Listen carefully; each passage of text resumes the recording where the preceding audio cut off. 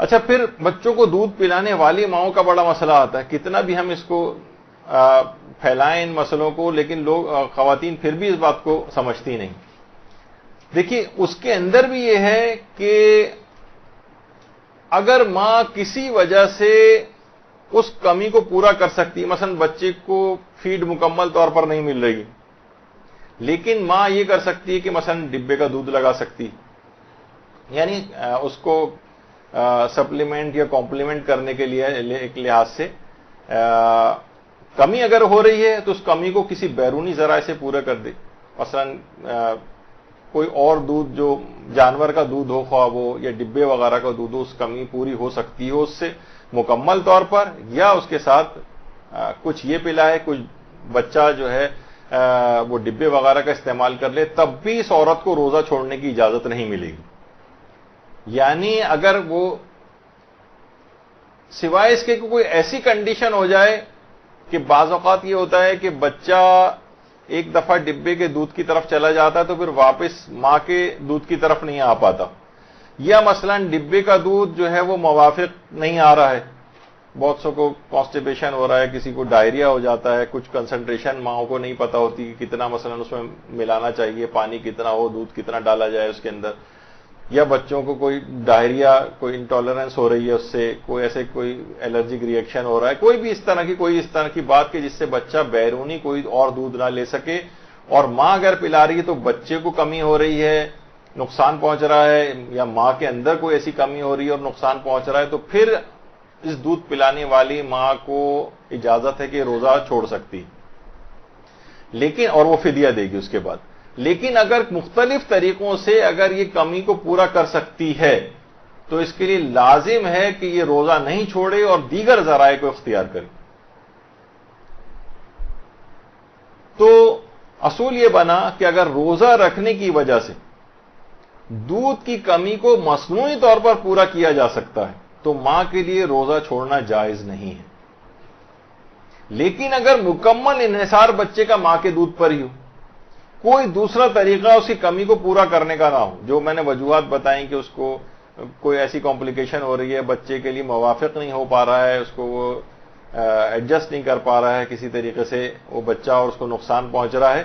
تو روزہ رکھنا خود ماں کے لیے اگر نقصان دہ ہے یا بچے کے لیے نقصان دہ ہو رہا ہے تو پھر ماں روزہ چھوڑ دے گی، اور ہر دن کے بدلے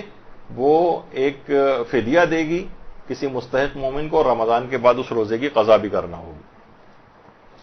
تو آپ نے دیکھا کہ دودھ پلانے والی ماؤں کا بھی جو مسئلہ ہے وہ بس ایک عمومی طور پر تاثر یہ کہ بھئی اس پہ تو روزہ معاف ہے،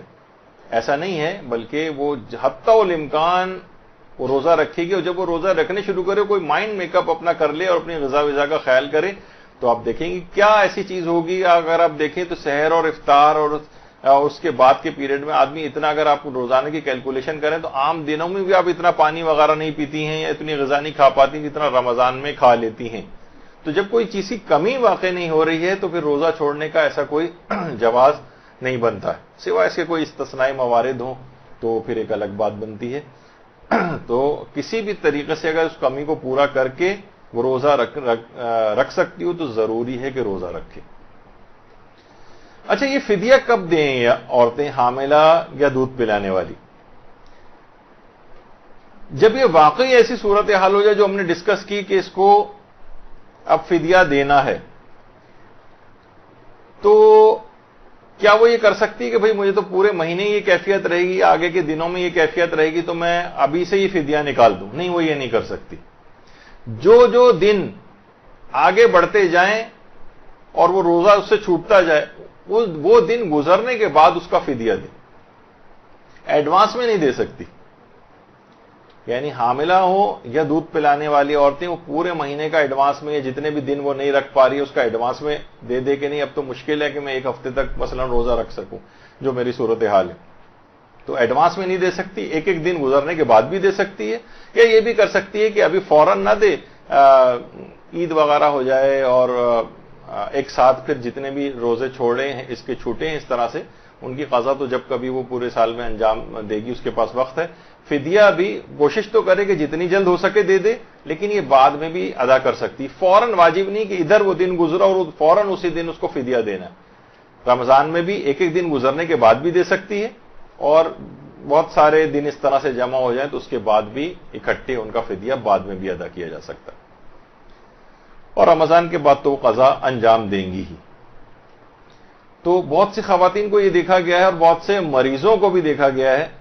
کہ وہ ایڈوانس میں ہی اپنا پورا فدیہ نکال دیتے ہیں. صرف ایک دو افراد کو صرف اجازت ہے کہ وہ ایڈوانس میں نکال سکتے ہیں، وہ بھی آگے چل کر آئے گا، لیکن ان افراد کو اجازت نہیں. برحمتک یا ارحم الراحمین وصلی اللہ علی محمد وآلہ الطاہرین.